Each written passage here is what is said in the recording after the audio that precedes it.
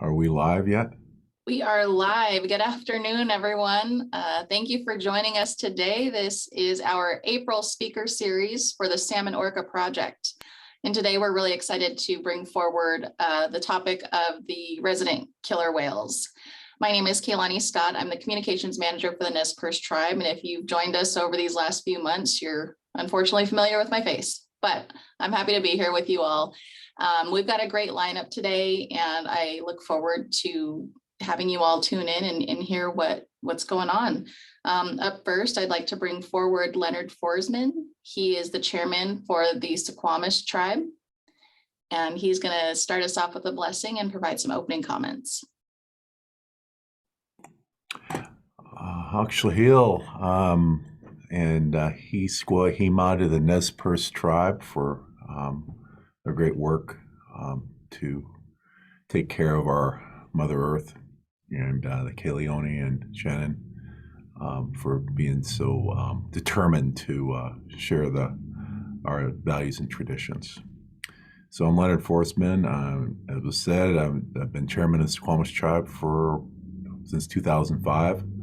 And I've also been president in affiliated tribes in Northwest Indians since 2017, and it's been a great honor to serve in both positions, and have been working real hard on natural resource protection, among other initiatives that tribes are engaged in to honor our ancestors and preserve what we can, all we can, for our future generations. So we'll go ahead and start out with a little prayer here. So we'll just say good afternoon, and thank the Creator for everything that we have, and ask the Creator for the strength to move forward and do this hard work. Our generation has a great burden to try to preserve what was given and preserved for us. And as we move forward, just a blessing on all the tribal leaders and their employees and their families and their citizens and all their supporters who believe in the same way that we do, that we're here to serve the Creator and our ancestors, and this beautiful landscape and waters and trees and animals and air, and give us the strength to continue to work in this difficult arena, and blessing on all those people who are keeping our traditions, our language, our ceremonies, and our history, and blessing on those who couldn't be here, blessing on our veterans and those that are in the military actively, blessing on them as we live in these difficult times, and just a blessing on all of you here that have joined this call, that you will have a good day and learn a little bit from us, we hope. Amen. Okay, so anyway, I've been involved with, as a tribal leader, here in the Northwest, salmon are super important to all of us. It's our identity.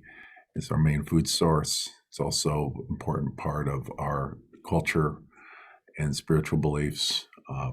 We have a special relationship with the salmon, and all the other parts of the ecosystem that rely upon salmon. And we're trying to restore the balance. And we've, of course, since the Bolt decision up here in Washington, established that 50% of the harvestable salmon were promised to the tribes in the treaties that were signed, we were been able to provide what we used to be able to provide. Is not as much salmon fishing as we used to be, an opportunity for our people to harvest salmon and take care of their families and their tribe, for not only for economic purposes but also spiritual, cultural, and ceremonial purposes. And what's really frightening is that it's even hard for us to get salmon for our ceremonies, let alone for our economic and subsistence needs. So very trying times that we're in. So one of the big parts, of course, of these cases, these fishing rights cases that the tribes have secured, also in Oregon, as well, and in other places, is that in Judge Bolt's decision in the 70s here, he recognized us as co-managers. So once that started, we started getting engaged in setting seasons that would preserve enough fish for escapement and also share it equally as required under the treaty with the tribes and the other users, recreational, commercial fishermen of the state. So anyway, that's super important, and also engage in enhancement as well, because there was fewer salmon because of mismanagement. So we operate hatcheries and try to protect the ecosystem as well. So of course, the resident killer whales, they're fishermen too. And the southern residents are unique in that they stay in the Sound for the most part. They do travel, they do go out the ocean, but they are considered resident. And I'm not a whale expert, but I do know a little bit about them. And they prefer Chinook salmon, of course, is their primary food source. And they aren't like the transients, which are doing better because they eat sea mammals, seals, and other things like that. They don't particularly eat salmon. So I have been exposed to them through our culture and through fishing myself. Magnificent animals, very important part of our spirituality. And we have stories regarding their creation and how they were created and where they were created before time as we know it, and they transformed themselves from a human form into their current form. And so those are well documented. So anyway, before the plight of the southern resident killer whales became more dire and more recognized by the state of Washington and by the federal government, of course, they were harvested for use in aquariums back in the 70s, which severely injured their population back in when that was allowed. Unfortunately, is no longer allowed. But also, there's been some other threats to them, and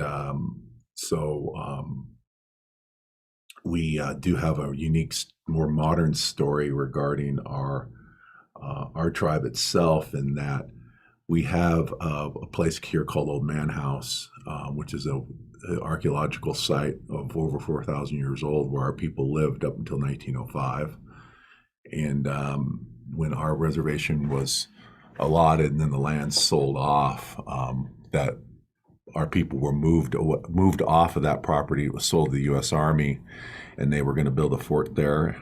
They never did, and they sold it to a land developer, and since then there's been waterfront housing put around our old site of our winter house. But the state parks came in and saved an acre for a state park because of the importance of that place as the home of Chief Seattle and Chief Kitsap. And so when we reapproached the state, and over many decades had a process where we wanted the park to revert back to our ownership. That occurred in 2005. I'll just leave it at that. It was quite a process.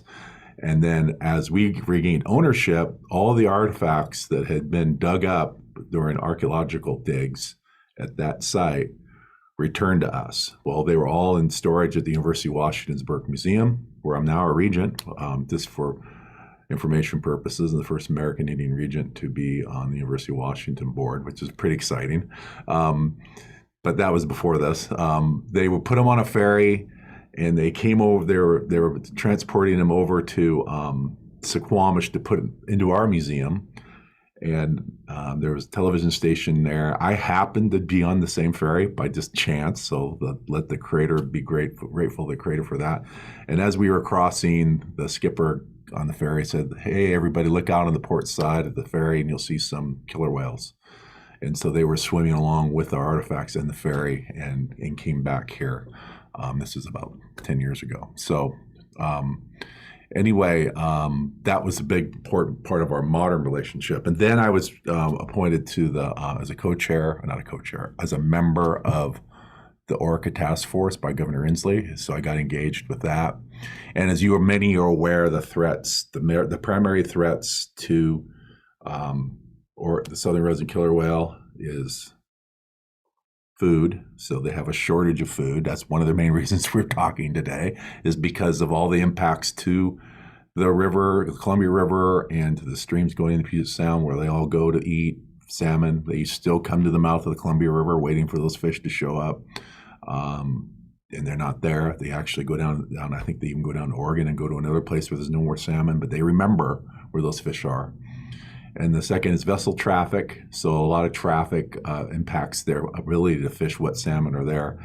And then there's toxics. Toxics in the food that they eat affects them.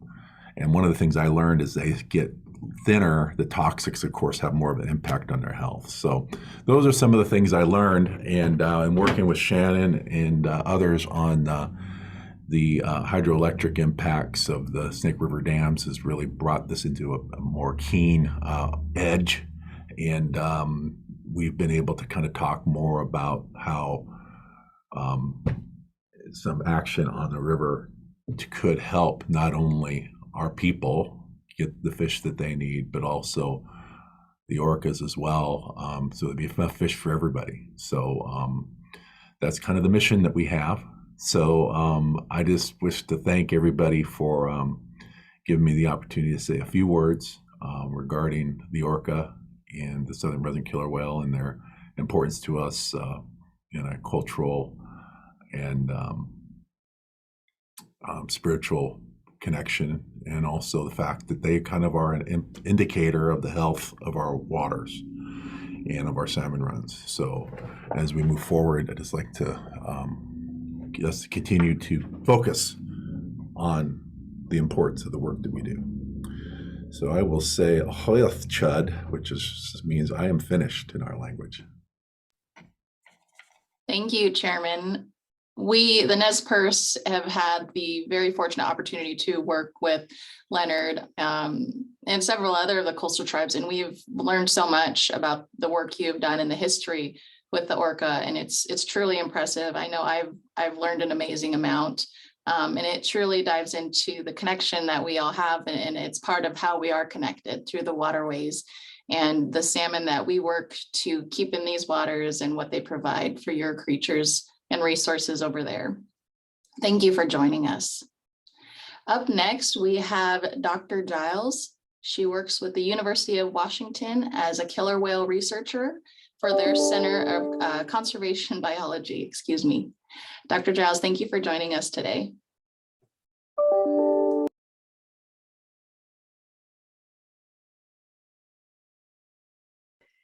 Sorry, I couldn't find my unmute button. Thank you so much for having me. I'm very excited to be here and thank you, Chairman Forsman. It's really nice to see you. I had the honor of serving on the governor's task force in 2 of the work groups with you, and I'm proud of that work, and with our other speaker, Julia Good-Stefani. So it's fun to see all of us here again.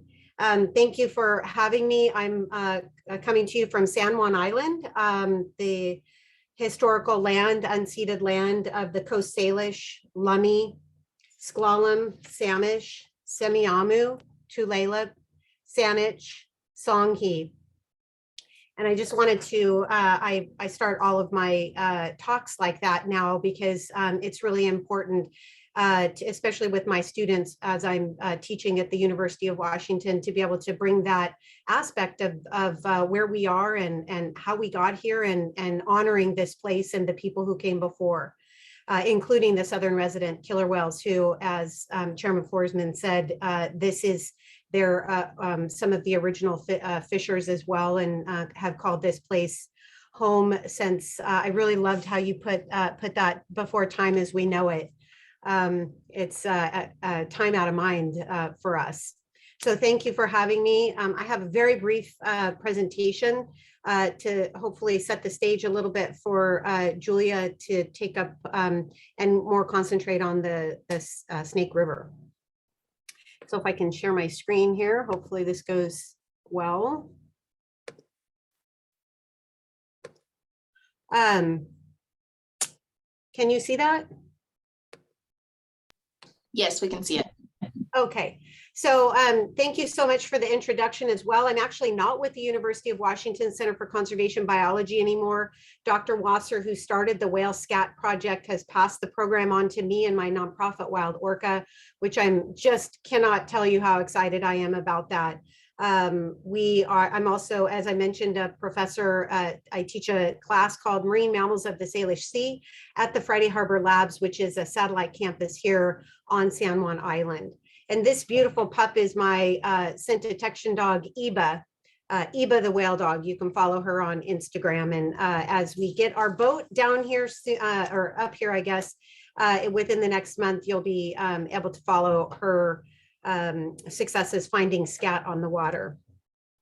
So who are these southern resident killer whales? They are one clan or one community of killer whales that are obligate fish eaters. They co-evolved in the Pacific Northwest, eating salmon, massive salmon that used to be here. We know that they are one community. We knew that they were one community even before genetics told us, proved that fact, because they speak essentially, they speak the equivalent of the same language. Although they have unique dialect within their three pods, or just unique to each pod, they also have an overall dialect. It always makes me think of the commonalities in language amongst the Coast Salish people as well. So lots of similarities between the tribes and this tribe of beings. So currently, sadly, there are only 73 individuals, and that's taking into consideration the birth of a J-pod whale earlier this year in 2022, and the likely loss of an adult male L89 who has not been seen over the last two encounters with researchers, one in the inland waters of the Salish Sea and one on the outer coast. So the southern residents were listed in 2005 in this country as endangered, the highest distinction of an animal or plant that can be listed for protection under the federal government. Listed in 2005, summer critical habitat was designated in 2006. And then it wasn't until last year that we finally got the winter designation, and there's winter critical habitat designated.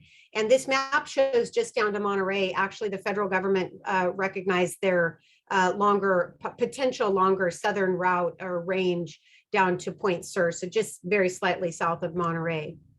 These whales have culture. They are a unique population of animals that behave very differently than other populations of killer whales around the world. And one of my very favorite things that they do, it's such an interesting behavior, is this thing called kelping. And I just really love showing this picture. This is actually twins, friends of ours, twins who are now going to school in Western Washington when they were about 5 or 6, I think, right on this island, San Juan Island at Whale Watch Park. And that's a picture of J2, or Granny, our oldest known killer whale in the world. She died somewhere between her probably early 90s or early 100s. Genetics gets a little fuzzy when they're that old, but suffice it to say, she lived for decades and decades. And decades beyond her reproductive capacity, which shows that these old females, again, much like many cultures, human cultures, the older females are so important to the population to hold the knowledge and keep the families together, and being able to take the family to places, especially in times of food shortage. So as Chairman Forsman mentioned, these guys prefer Chinook salmon, and why wouldn't they? They're the largest, fattiest, most lipid rich of the 5 species of salmon. They co-evolved with salmon that were very different than what we have now. This is a picture I wanted to show really quickly. The one up in the top right-hand corner was taken by our colleagues at SR3. And this is a picture again of J2, the larger whale in the picture, and she's corralling a fish towards her great-grandson. And that's because his mom, J14, had died earlier in that year, in 2016. And although J2 was no doubt very hungry herself, she spent a long time trying to get that fish towards her great-grandson. I do believe he did end up catching on and catching that fish. And I am glad to say that he is still with us. He did manage to survive the death of his mother, which is not always common for males. I do want to just quick back up to remind people or tell people who've never heard this before. Southern residents and fish-eating killer whales in general, they have a very unique natural history in which both males and females, generally speaking, we have a couple oddballs, but generally speaking, both males and females stay with their mother her entire life until she dies. And then the families still tend to stay together, where males will stick with their sisters. So it's just another unique thing about this population of animals. You don't have fission fusion like you do with the big killer whales or mammal-eating killer whales. They're just incredibly socially bonded to each other. So as mentioned, they were listed in 2005 in this country on the endangered species list because of lack of quality and quantity prey, specifically Chinook salmon, but other species of salmon as well, except pink. They don't like pink. Vessel presence and associated noise, so that's vessels of all types, and then exposure to toxicants of all kinds. So man-made toxicants coming out of industrial areas like is shown in this photo. Also toxicants from the agriculture industry.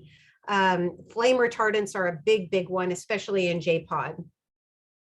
Out of the three main identified threats, definitely the lack of quality and quantity salmon is the biggest problem. This is actually a picture of sockeye salmon at the turn of the last century. These men are standing knee deep in salmon, in these sockeye salmon, waiting to be canned. The same thing happened to Chinook salmon, coho, and chum, and pink for that matter. And we're still trying to recover stocks like this. I think people, with the advent of new technologies, new netting, the ability to have essentially industrial farming of fish in the outer coast, very different than the way that the Coast Salish and tribes in rivers fished for since time immemorial. This was a different beast altogether, and it certainly caused the initial decline, massive problem that we still see today. So as I mentioned, the quantity of fish is shrinking, but so are the quality or the size of fish. So I show this picture, especially this whiter one on the right, showing these fish that were over 100 pounds. These are the fish that the southern residents would have co-evolved with. These are the fish that would have spawned in rivers like the Snake River. And now, just for reference, the average size of Chinook salmon in Washington state is 12.5 pounds. So for a killer whale who has to eat somewhere between 300 and 450 pounds of food per day to maintain optimal health, that's a lot of fishing to catch 12.5 pounds, a 12.5 pound salmon to add up to the daily caloric needs of 300 to 450 pounds. For, say, an adult male or a lactating female. If you haven't had a chance to read Linda Mape's book, Orca, Shared Water, Shared Homes, I highly suggest getting a copy of it. She spent several years researching this topic. I know she's interviewed a lot of folks, even on this webinar, and tribes and non-tribal people associated with the salmon and the whales, all the way from California to Alaska. So highly recommend this book. This chart shows the different rivers throughout the southern residence range. And just in a nutshell, when you have low numbers of Chinook salmon, say below 3 million per year, we have high numbers of southern resident killer whale deaths. So the health of the southern resident killer whales is tightly correlated with the coastwide abundance of Chinook salmon throughout their range. Mostly, we say their range is up to Southeast Alaska, but really J-pod has only been seen up there one time, and that was in 2007. Really, their range is Haida Gwaii down to Monterey. Of those rivers that are so important, you see here in orange, the Columbia and the Snake are on the with Chinook salmon that are threatened, and others up here that are coming down as endangered fish.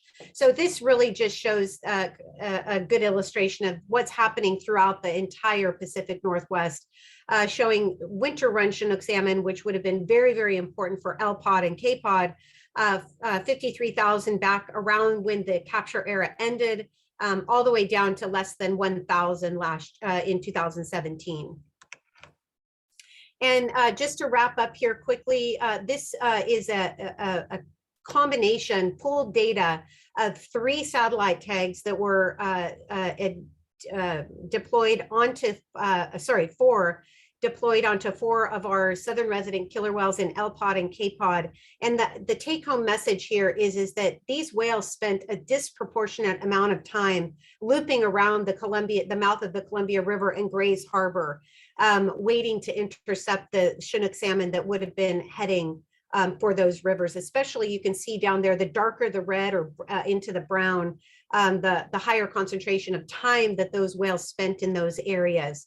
And this just shows K-pod, one animal, K25, showing his use of the mouth of the Columbia. His occurrence rate in that area was 50 times higher than what one could expect from chance alone. So really just showing how important this area is for them. I always envision this as these whales going to an area like say a buffet or something where they knew that there used to be food there and they're just waiting for it to come back. So just lastly, just showing we use a scent detection dog on the front of the boat to sniff out the whale feces non-invasively. The dog allows us to stay very far away from the whales, which is good so that we're not stressing them out. And then we can analyze it for all of these different things. And the upshot is that when there's not enough salmon, we see high pregnancy rates up to it's really 69.8% of females that get pregnant cannot carry those calves to term because they're not getting enough nutrition themselves and they spontaneously miscarry. We see, as mentioned, high levels of toxicants circulating in the system when the blubber is metabolized, higher levels of stress hormones, and ultimately leading to early death and disease. And just to leave you lastly with this picture of brothers, these are 2 brothers, J27 and J39. This was a couple of years after their mom died. And I just love this picture because it really illustrates their tight bonds.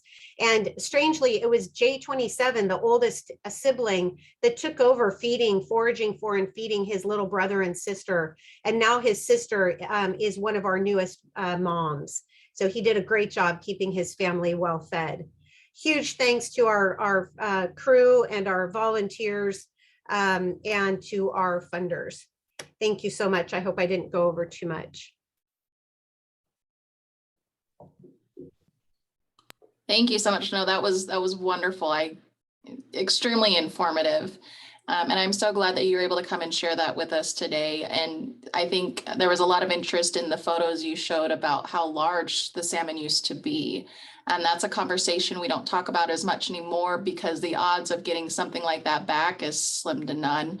And right now our focus is increasing the numbers because that's what we can do. Yeah, We do have historic photos as well. And those fish are the size of like a 7-year-old child. Mhm. They're big fish. So thank you so much. Really appreciate it. Up next on our agenda, we have Miss Julia Good-Stefani. And she is actually with NRDC, the Natural Resources Defense Center, and is a staff attorney. And we're really excited to hear from her today and the work that she's been doing. Thank you for joining us, Julia. Thank you, Keilani, and thank you to Chairman Forsman, Dr. Giles, Vice Chairman Wheeler. I am honored to be here today. As Keilani said, my name is Julia Good-Stefani. I'm an attorney with NRDC, and I work in our Marine Mammal Protection Team, which is within our Oceans Division. As my kids like to say, I am an attorney for whales. And feel very fortunate to have that job. Yes, I'd like to also express my gratitude and thanks to all of you for joining today and taking some time out of your day to be with us here, and to the Nez Perce tribe for organizing and hosting this event and series, and for all the tribes in the Columbia Basin and region for your longstanding stewardship, your leadership, and your unwavering commitment to all of the region's wildlife and natural resources. I work, live, and I raise my daughters in the small town of Mosier, Oregon, here in the mid-Columbia River. The land I sit on is traditional and forever homelands, fishing, root gathering, and hunting lands of, among others, the Wasco, the Celilo Wayam, and the Warm Spring peoples. who have managed and safeguarded the natural resources here since time immemorial. And in preparing for today, I really thought about what is it that I can offer. This issue of the Snake River dams and the impacts on salmon and hydropower, it's not stuck on the science. It's not stuck on feasibility. It's not stuck on the law. It's really stuck on politics, and people make politics change. So my small hope for today is to encourage each and every one of you to keep going, because politics is made up of all of us.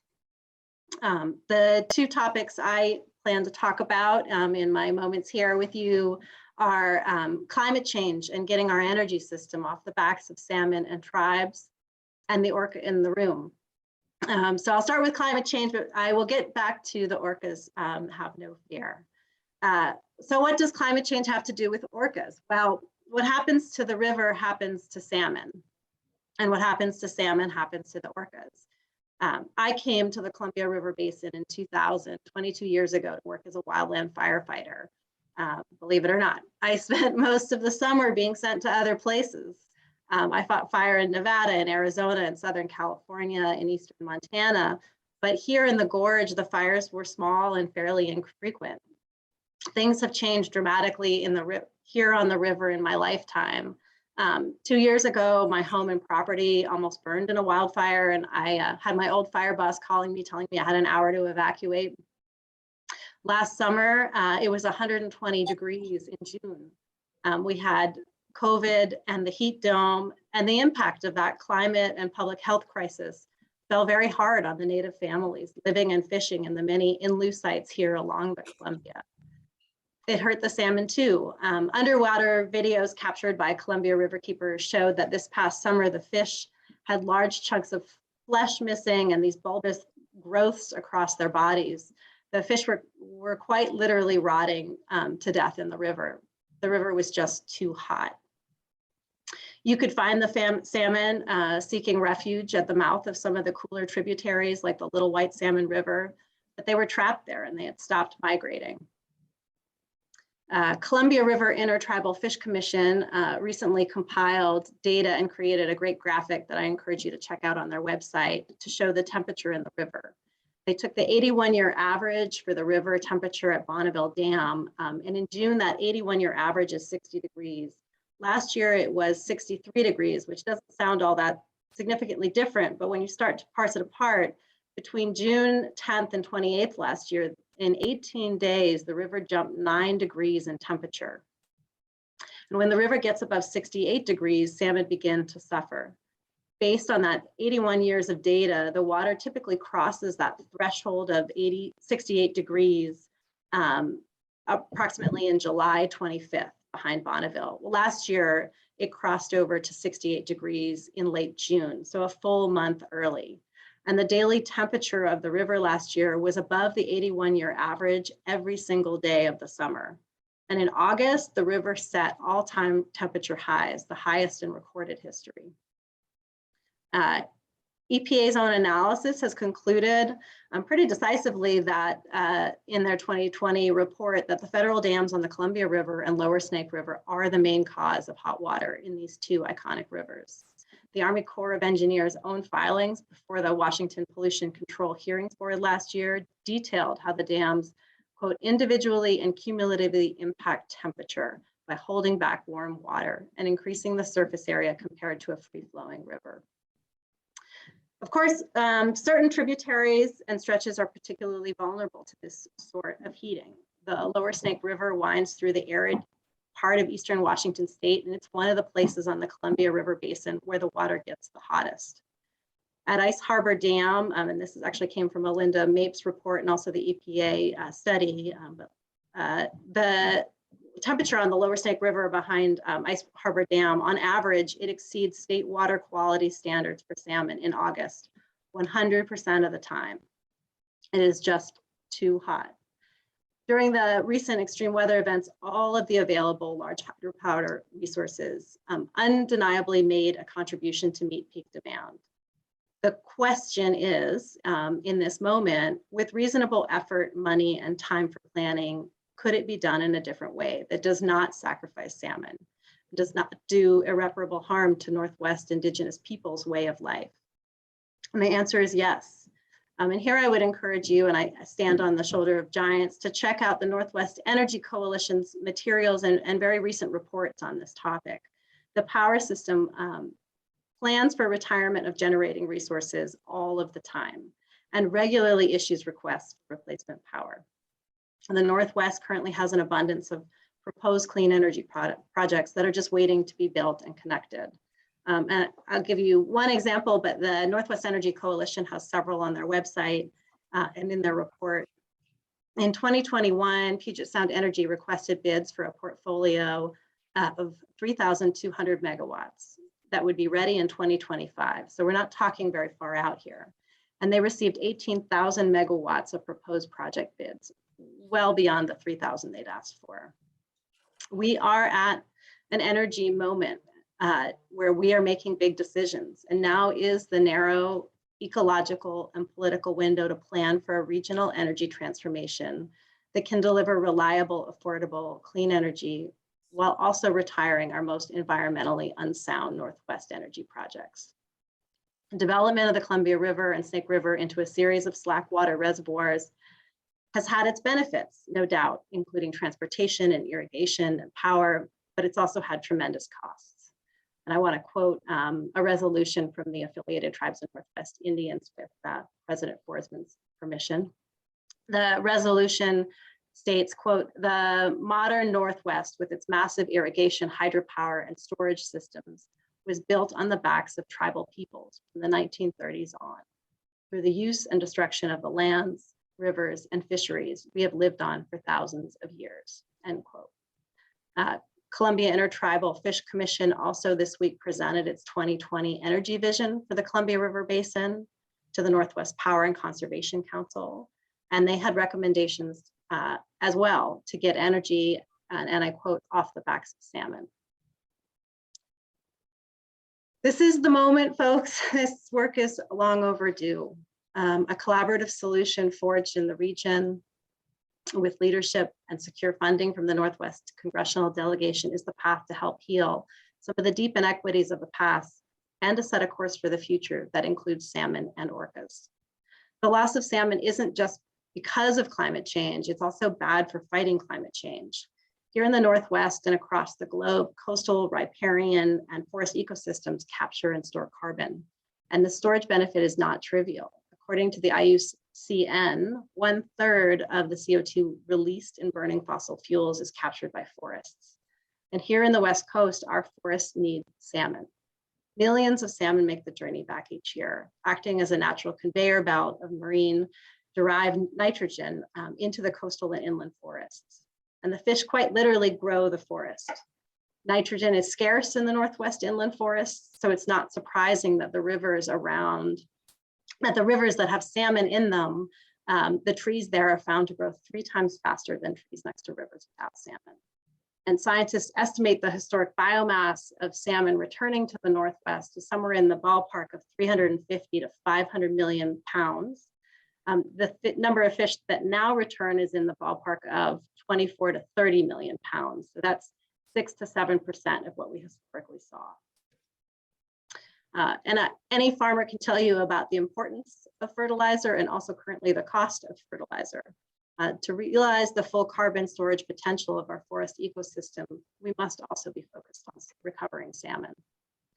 And out of the orca in the room, as promised, I wouldn't be a whale attorney without talking about whales. So what is a whale attorney doing talking so much about salmon and living east of the Cascades?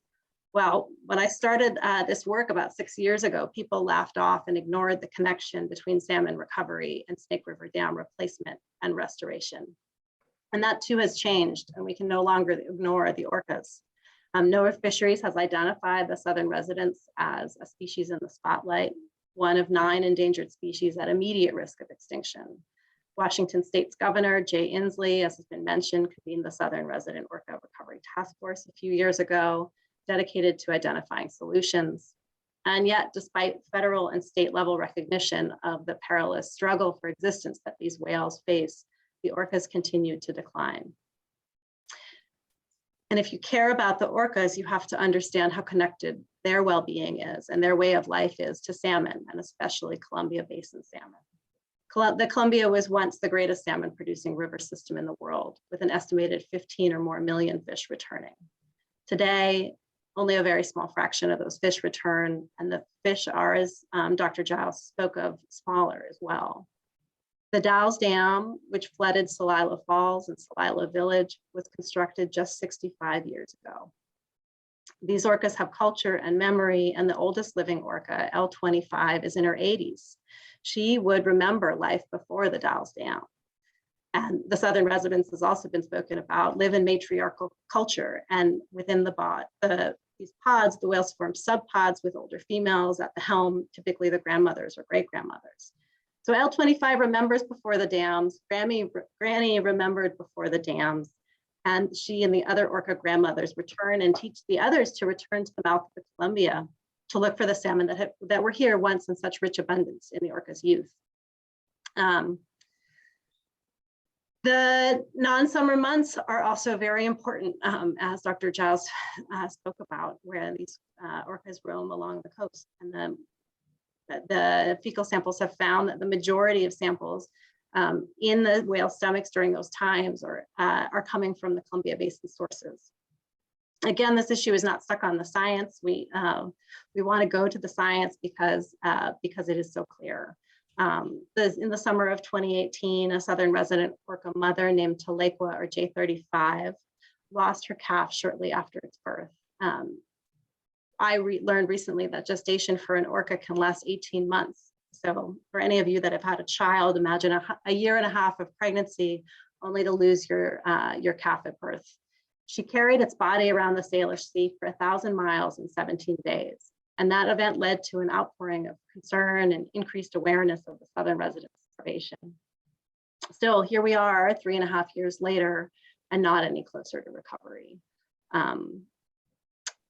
And I'll end just sort of with a call to action for all of us, as the Columbia and the Snake River have become increasingly industrialized, polluted by oil and hot water and dammed by hydropower. Too many of the fish have gone. The impact of that loss is truly beyond measure. Losing salmon is a social justice and a climate resilience issue that hurts us all. The tribes have proven in many areas that salmon recovery is possible. We must continue our hard work and keep taking action to support recovery efforts throughout the basin. When Senator Patty Murray and Governor Inslee released their draft report, that will be an opportunity to push the politics. We can replace the Lower Snake River Dam services and restore the river. We can meet our climate goals without forgetting our dependence on and responsibility to the incredibly rich and helpful diversity of plants and animals that make this planet livable. Thank you for the time today. Thank you, Julia. This is truly the call to action. This is exactly what we've been saying. Ideally, for breaching the Lower Snake River dams yesterday, now is the next best time. And we're truly seeing those impacts, and there isn't much more time to really draw it out. And on that note, I really want to press that we have some really big things coming up that we're preparing for. And speaking to the Murray-Inslee proposal, that's just around the corner. And we know we have a busy summer because the work's not done. And I want to let you all know, since you've been active participants in these monthly Salmon Orca Speaker Series events, we are looking forward to actually hosting our May event in person in Spokane at their Spokane Convention Center. We will actually have it on May 20th. And we are taking this opportunity to really talk about what the future will look like without the 4 Lower Snake River dams. We'll be having 2 separate panel discussions to talk about the current impacts and the history and the loss. And our second one to talk about how we can move forward and do this in a manner that's going to work for everyone. The people are the ones that can make the change and do things differently. Our natural resources, the animals, and everything else that Julia just spoke about, they don't have those options. They don't have other choices, but we do. And so we really look forward to inviting you all and having you be involved with this presentation on May 20th. Stay on the lookout for the invites and more information and details on that. We are going to be posting that, of course, to the Salmon Orca Project Facebook page, our website at salmonorcaproject.com. And we'll be sending out emails to folks that have gotten on our list and have been engaged and involved as well. On the back burner, we're really excited. We've been saying from the beginning, since we had AT&I file a resolution and NCAI follow suit with their resolution, to have our Salmon Orca Summit in Washington, D.C. And on July 14th, we will be doing just that. And we're really excited to get out there and really keep pushing this forward and sharing in a unified voice the support for breaching the Lower Snake River dams, restoring the salmon, and helping recover our resident orca whales. So with that, I would like to ask the Nez Perce Tribe's Vice Chairman Wheeler to close us out with a few words and wrap up this session for today. Thank you, Kaylani, and it's fairly tough to end with just a few words, and I appreciate the panelists and the questions that are coming in through the chat and the comments that are being made. Of course, the one that I just seen too was about the Seattle participants. I believe it'll be hybrid, so there'll be an opportunity to also be able to zoom in on that event. Now, hopefully, I'm not speaking out of turn there, but I do believe that will be part of the opportunity. And to this point, what has been happening in our understanding between the tribes as we continue to meet and met prior to and are continuing to meet, we understand that salmon is a common thread between all of us. We understand that it's a thread to the other life cycles that are out there, including the resident orca. And to think about it, I had an opportunity to speak with Linda Mates. I think it must have been one of the pods that had returned that hadn't been around in the Salish Sea for a while. And one of the older, and I don't know if this is true or not, but it's what I thought in my own person and my own thoughts when one of the older resident killer whales was having difficulty and didn't seem like he was going to make it, and I haven't followed that since, but some of those other pods returned, or one of the other pods returned that they hadn't seen in the Salish Sea for a while. And I was just thinking, well, you know, in us as humans and the way that we react to things, when someone is going away, we go to pay our respects.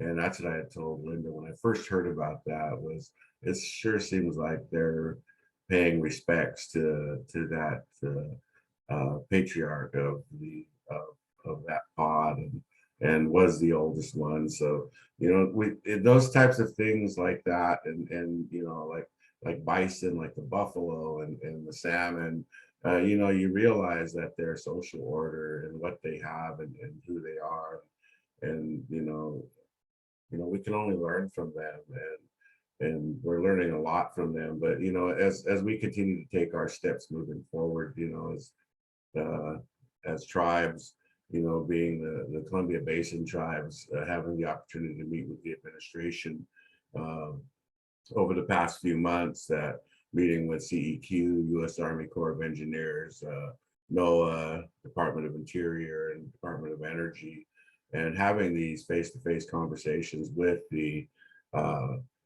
secretaries and undersecretaries of those departments or agencies, and having that direct contact with them has made a lot of headway for us, and really getting the administration and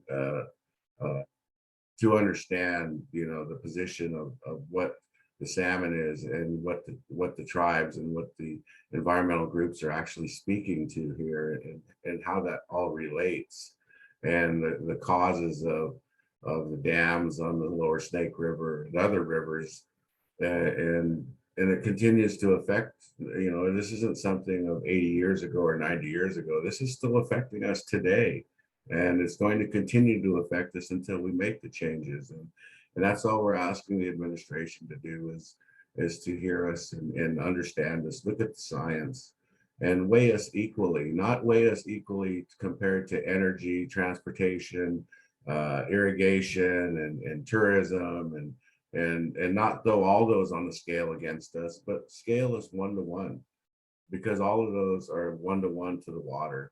So scale us 1-to-1 when you look at us, and you look at the salmon, that's us. And when you look at us, scale us that way. Don't pile on everything to, oh, well, this obviously outweighs salmon recovery. Well, 1-to-1, I don't believe it does. And even altogether, I don't believe that it does, because that's been the imbalance that we've had to face. And salmon, and when I say we, I'm talking about salmon, because we're the same as salmon, that we've had to endure and face that imbalance and be decimated to the point to where we're at currently. And so, you know, with the Murray-Inslee process, we're glad that they've identified things in there and come forward with the consultant Jim Kramer to do a study on the Lower Snake River for alternatives to energy, to transportation, to all the different entities that are touching the water that would be affected. And we're looking forward to meeting with Jim Kramer to get the draft report and start being able to comment on that. And we would encourage all of you to read that report, to comment on it, and to tell your friends about it, and to really wake up the Pacific Northwest to this issue and to the cause of the orca, to the cause of the salmon and the environment and the injustices that are happening out here. And it's up to us to do that. We are the voice, and we will continue to be the voice, and together and unified, one unified voice, we're that much stronger. That's why the administration is paying attention. That's why Senator Murray, that's why Governor Inslee, that's why they're all paying attention to this now, is because there is a unified voice, and it's coming from all of us. And we need to remain united, stay united until we see this through all the way, because life depends on it. Life has always been more important than money to me, and it will always be that way for me. And I hope that it's that way for you. You know, moving forward, the next steps, you know, those are our next steps. We need to comment, we need to push, we need to continue to push, and we'll do that. You know, there's other friends out there too. You know, I was recently at the biodiversity conference, funders conference in Washington, D.C. A lot of people want to help. How can we help? How can we do things differently? So all of those charitable trust organizations are willing to help. They just want to know how we could help more and be ensure that the message is being heard. And we just need to stick together. And there is a cause. It's a great cause. It is life or death here. So with that, you know, I'd just like to thank you, Kaylani, and thank you everyone for joining and being on today. Thank you.